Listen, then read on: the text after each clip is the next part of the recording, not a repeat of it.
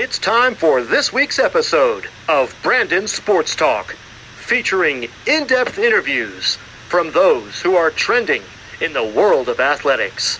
And now, here's the host of Brandon Sports Talk, Brandon Pate.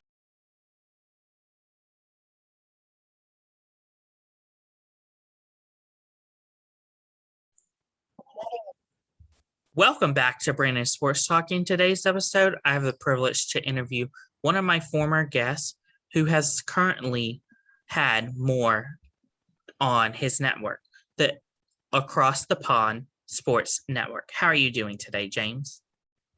I'm doing well, man. Thanks so much for having me. That's wonderful. Can you talk about, of course, what you've achieved so far since last coming on from Across the Pond? Yeah. Wow. We've achieved quite a lot. It's probably a list. It's probably a shopping list. But I think what we've really achieved is something that I never thought possible. We went from one podcast that was covering the NFL and NBA, or even if you go back to the earlier episodes, I was trying to cover every sport in one podcast. But I settled for the NFL and NBA. Because those were the two leagues that I knew the most, and went from there. Katie Brinkley came on and did the NFL with me. Ryan and me did the NBA, and that ran pretty well. And then with the changes in seasons for the NHL and the NBA, and when they were going to be starting, the NHL started in January, and it was Katie's idea, so I blame her wholeheartedly. Katie said, why don't we have an NHL podcast, like standalone? And I was like, yeah, but who am I going to get? I don't know anything about, like, I know the NHL a bit, but like, it's not really my bag. Who would I get to host it? And she volunteered her husband, who you guys have had on before. So, and then Chris came on board from England. So that was kind of the almost like the launch point of our network, because from there I just had this idea, this crazy wacky idea. You know what, why don't I just have a podcast for every major sports league in the US? And so far, yeah, that's what we're on our way to being. We've got the NBA, NFL will launch in a couple of weeks. Its own standalone podcast. We just launched the NBA one. And the Across the Pond Sports podcast, which I started like just over a year ago now, that's going to become more of a long form interview kind of podcast now. So it won't be weekly. It's probably going to be like a monthly kind of thing, where the other podcasts will basically cover their own leagues with their own hosts, their own guests, and they're going to be standalone within the network. How do you go about, of course, creating all these different podcasts for the sports leagues out in America? So the first thing is, for me, is getting the right people in place to be the hosts. That's something that's paramount, and it's also getting the right people that get on together, which is paramount as well. So for me, the first stage of this is finding good hosts. And the whole point, I mean, originally Across the Pond was me covering American sports from across the pond. However, it's morphed, and now it is covering American sports from both sides of the pond. So we've got an American host, or North American host, and we've got a UK host. And that seems to be something that works quite well, and people quite like. Now, time differences can be a bit of a pain in the butt, but it's something we work around. It's not something that's going to change. So, but it's worked very well, and we're very happy that it's getting there. Of course, with you being in the UK, how have you been able to find North American hosts and deal with the time difference, as it is a big adjustment? Yeah, so like for the NBA podcast that we just launched, we brought in Rory Mitchell. He's from Toronto, or just outside Toronto, and that one's been tough, because obviously me and Ryan, who was also in Scotland, were doing the NBA originally. So obviously we could do that whenever we wanted, because we're both in the same time zone. So it has been a bit of an adjustment, and finding kind of breaks in schedules and that kind of thing. But I think for the most part, people that host like they just want to talk about their league. Like they're passionate about the league that they want to cover. So it's very easy to kind of find the time to do that kind of podcast when it's something you're passionate about. Of course, with the NBA, MLB one, where you had 3 guests and now you have only 1 host. What was that transition like from going from 3 hosts to 1 host? Yeah, so I mean, that was a big transition. And again, starting to come out of lockdown and things, people start to get busy and kind of lives start to kind of get back to normal. So it just became apparent that, it wasn't gonna work in the format that it was. So, we took a couple of weeks break. Tyler, who hosts the show, he actually came to me in January and said, did I ever think about doing an MLB podcast? And at the time I said, well, actually, yes. And I've already got 3 hosts. So it was very easy for me to then go back to him when we were kind of looking for someone else to kind of take it on. It was very easy for me to go back to him and say, look, the position's available. If you want it, it's yours. He'd been on our NBA podcast a couple of times as a guest. So someone that I knew did research and knew exactly what he was talking about. He is covering a minor league team as well as part of his day job. So it was awesome to have Tyler come in and take over. And, he's made that show his own from the get-go. Like his surname's Small. So he's got like a segment called Small Talk. And, he's got Around the Diamond and all this kind of stuff. So like he's really made that show his own. It's a really good listen. Of course, with having that and with having his background of being in the minor leagues, how have you seen that help him, as he does know a lot about baseball as working in minor leagues? Oh, you can definitely tell like the knowledge that he has is there. And it's not like a lot of people can be passionate about a sport, but not necessarily know a lot about it. But they maybe just follow a team or they follow a particular player that they like. But with Tyler, like you can absolutely nail down like his knowledge is second to none. And we're exceptionally lucky to have him.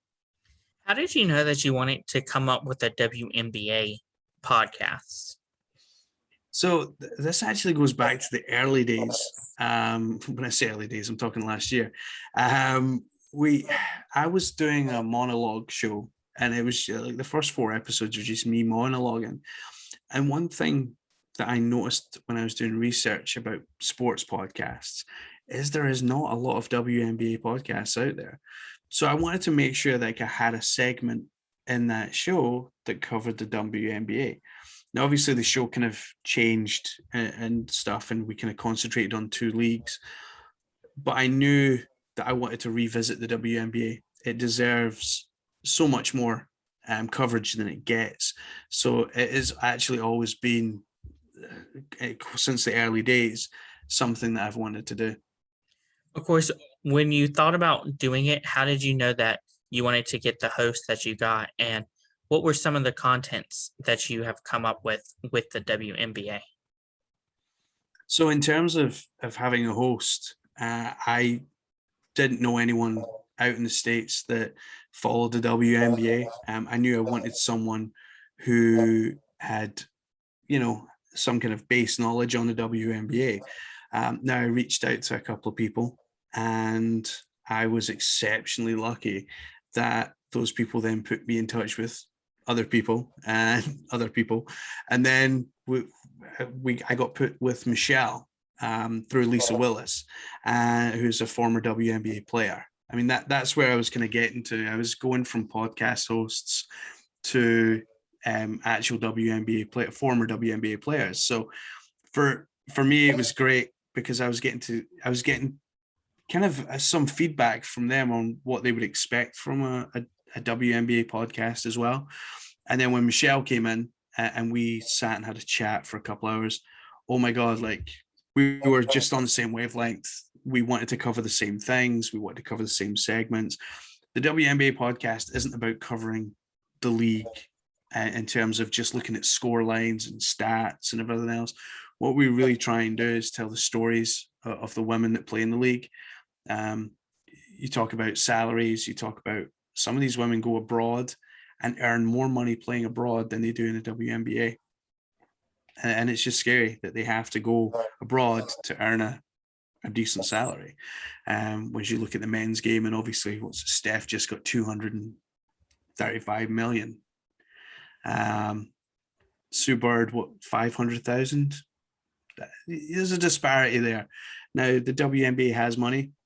It's not in debt. It is in the black. So, it's maybe time to show them the money. Of course, when it comes to the WNBA, have you talked about, of course, the discrepancy between, of course, having when their player was on the NBA 2K? When they started the WNBA on the 2K game? Yes. Yeah, we did talk about that actually, because obviously this year they put Candace Parker as one of the cover athletes. So we were very excited about that. That was something that we did cover in the podcast, and I think it's a massive step forward. We have invited someone from 2K to come on and talks about it on our podcast. We're just waiting to hear back from some people, but it is something that I thought it was great a couple of years ago that they added the WNBA. And what we've seen is with last year's game, there was they build upon that. They've added more features. You can do more with the league. And then this coming year, they've now added Candace Park as a cover athlete. So that's just immense. And it shows that 2K are really investing in the WNBA. Of course, with the WNBA and 2K, do you see that the WNBA would get their own game, or do you think they'll still share with the NBA 2K? I think what 2K are trying to build, that is something that I think they're building towards, but I think it's a long way off. I think the WNBA, we see the viewing figures for WNBA games are on the rise. Every other major sports league are all taking a nosedive, but the WNBAs are on the rise. So there will come a time where there will be a need for a standalone WNBA game. I think what the WNBA need to do is expansion. That will certainly go a long way to having their own sports video game. Of course, with your hockey podcast, do you also on your hockey podcast talk about the NWHL, the National Women's Hockey League? So we have had Blake Bolden, who played in the league, on our podcast. She's a scout now for the LA Kings, and she spoke about the league. It's not something that we cover because it's across the pond NHL, so it isn't something that we cover at the moment. But some guests has come along from that kind of background, which was great, and it was nice to hear it from a different kind of standpoint. And I do see that in the US, the league is getting a lot more coverage now, so that's never a bad thing. Of course, with the NWHL, as there is a team in Canada area, like the Toronto area, do you see y'all will cover more on the hockey podcast part? So because the podcast is NHL and dominant, and that's in its name. So at the moment, we don't have plans to cover on that podcast. But what we're always interested in is ideas for podcasts and what would be appealing. So, people have come to me over the last couple of months. Why don't you do Across the Pond UFC? Why don't you do Across the Pond whatever? MLS, I think, was another. In fact, someone actually said, why don't you do Across the Pond Premier League? Now, Premier League football's in the UK, so almost like we're reversing what we've been doing. So we have a British sport being covered by someone in America and someone in the UK. So people are throwing ideas at us all the time in terms of what they would like to see, and maybe the NWHL is just something else that we could maybe do further down the line as a standalone podcast. But I think it would be a standalone podcast because, like I've said before, like the leagues that the hosts cover are the leagues that they are passionate about. And if you ask someone to do something that they're not passionate about, then I think the listener would pick up on that. So I'd much rather that we just concentrate on the NHL, still give the NWHL a mention. Obviously, it's there. We don't want to forget about it, but I think it would deserve its own podcast in its own right. Do you see in the future having other podcasts like the NWHL and now, as you said, a soccer podcast and a UFC one? Yeah, I do not see why not. And I think the important thing for me is I'll go back to what we did with the NBA, finding the right hosts and making sure that those hosts are passionate about that particular sports league, or whether it be UFC or soccer. I think it's really, really important to get the right people in place to do that. And so that they're self-sufficient and they can kind of book their own guests, they can edit their own podcast and all these kind of things. So certainly in terms of men's and women's soccer, that is becoming a bigger deal in the US. And UFC is obviously a very, very popular thing at the moment as well. So it is something that, we've got things in the pipeline, but we have 6 podcasts just now. So trying to manage that first.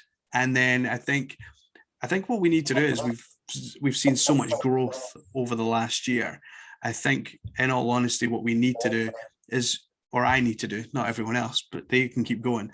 But what I need to do is take a step back, have a look at our model, and start running this like a business almost, because we now do have overheads and things. So I think we do now need to start looking at this as a business, and we need to be a bit more strategic instead of just saying, "Whoa, I like the sound of that podcast. Let's just set that up." So yeah, I think other podcasts will follow, but there may be a bit more time until that happens. Of course, with the football podcast that you were talking about that is coming up soon, are you going to be talking strictly NFL, or are you going to also be talking about like the XFL, CFL, as those are also big leagues in football? Yeah, so it's across the pond NFL, so it's going to be all about the NFL. I was in talks with someone from LA who wanted to do an XFL podcast. However, with everything going on with the XFL, they were going to launch in 2021, then it was 2022. Now it looks like it might be 2023. So the XFL has kind of fallen by the wayside. And the Canadian Football League is actually a league I think I've seen maybe once or twice on ESPN. We have an ESPN channel here in the UK.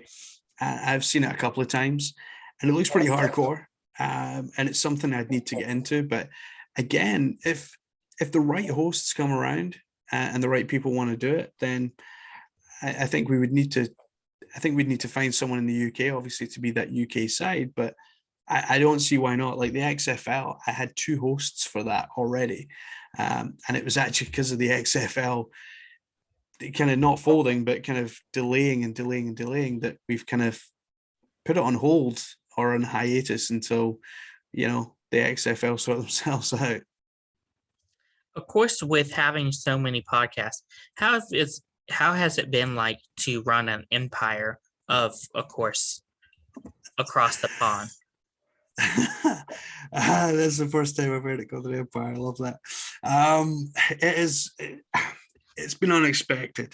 I'm going to be honest. Like I did an event online called Share Your Pod, shareyourpod.com. And it was an event where podcasters kind of went on and kind of explained how they got started and this kind of thing. And one thing that I did mention was that I am not a great public speaker. Like I hate it, or I hated it, past tense. And I really, like, even at work and stuff, like I just did not want to talk in front of people unless it was my mates and like we're having a laugh and a lark and all the rest of it. So for me, like public speaking's never been a thing, but podcasting is really giving me a voice almost. So it's something that has really kind of come out. And like, if you'd asked me a year ago, would I still have a podcast? I would have said no, because I expected to last about 5 episodes, 6 episodes, because that's kind of the burnout rate. Like if you can make it past 5 or 6 episodes, then you're fine. But like I've seen so many podcasts go by the wayside after 4 or 5 episodes. So I honestly didn't think I'd be here, and I didn't think I'd be talking on events like Share Your Pod. And I didn't think I'd have 6 podcasts. I mean, that is the big shock to me, that, you know, I managed to get so many great people together right across the network. So from Michelle to Katie to Chris, Ryan, Rory, Tyler, like all these people, and even our website team, Charlie and Ben from Data Squared. They don't actually just help us with our website. Like, they help us with all the technical issues that we have. And they even jump in and do some editing from time to time. So like I've got a really massive support kind of staff behind me. And it's weird for me to say staff, because I've never been a boss.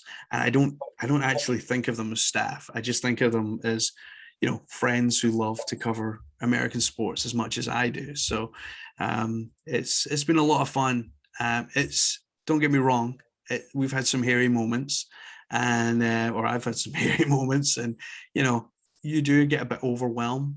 And I think that's when that team that I've got behind me kind of, you know, they come through and say, oh, we can help with this, or we can do that. So we all work together as one big team, and that's what I like more than anything. Like, I love covering the sport, but what I've kind of done over the last year, bringing these people together and seeing them all work together has been amazing, and I've really, really enjoyed it. That's so amazing. What are some of your future plans as you start to build your empire even more? That empire is going to stick, right? So I guess for me, like I said before, I think, you know, I need to kind of look at our model. I need to look at the kind of bandwidth that we have. I still have a full-time job, and I still have a wife and 3 kids that occasionally like to see me. So it's tough, but if I can find the right people, then yeah, I'll go for it. And I think what's been important about, if you take the NHL, for example, those guys are totally self-sufficient. I do their social media, and that's it. They book their own guests, they edit their own podcast, they send me the clips that they want up on social media, they send me their descriptions and their titles, and like I very rarely like have to kind of talk to them. Like, I do talk to them because like we're friends, but like not really about the podcast. So like it's really fun to be able to do that. And the NBA is like that now. They're only a couple episodes in, but you know, they're finding their feet. Tyler with the MLB, he just runs that thing himself. Like, I have no hands on that at all. I've been helping him get some guests, but other than that, you know, he's pretty self-sufficient as he kind of finds his way into podcasting. And you know, with me and Michelle, and with me and Katie for the WNBA and NFL, you know, that is a lot of work on me. Finding guests, editing, and all the rest of it. And our NFL shows, we're going to have 2 episodes a week, 2 1-hour episodes a week. So that's a lot of work. It was a lot of work last year, but obviously this year I have a few more podcasts on the go. So undoubtedly, come kickoff in a few weeks, I'm going to be pretty busy. So hence why I'm kind of doing interviews now. Because probably in a few weeks I won't have time to. That's so amazing. Well, I look forward to seeing what the future will hold for the ATP Sports Podcast Network. Thanks so much, man. Where can my listeners find all of your podcasts at on social media? So anywhere you listen to podcasts, you will find across the pond sports. We have our own channel on Apple, which is awesome. I'm glad they brought in that feature, because it meant I could put all our podcasts in kind of one place. I hope more podcast platforms do that. In terms of social media, search for us across the pond sports network, across Instagram, Twitter, Pinterest. We're now on Pinterest as well, Twitter. Wherever you want to find us, we'll be there. And we have our own website as well, atpsports.net. Thank you again, James, for your interview, and best of luck with ATP Sports Network. Thanks so much, man. You can find Brandon Sports Talk on Facebook at Brandon Sports Talk, Instagram at Brandon Sports Talk, Twitter at Talk_Brandon, and you can find me on YouTube at Brandon Sports Talk. Don't forget to like, comment, and subscribe. Thank you again, James, for your interview, and best of luck. You've been watching Brandon Sports Talk. Please feel free to like, share, and subscribe to Brandon Sports Talk on social media and on YouTube.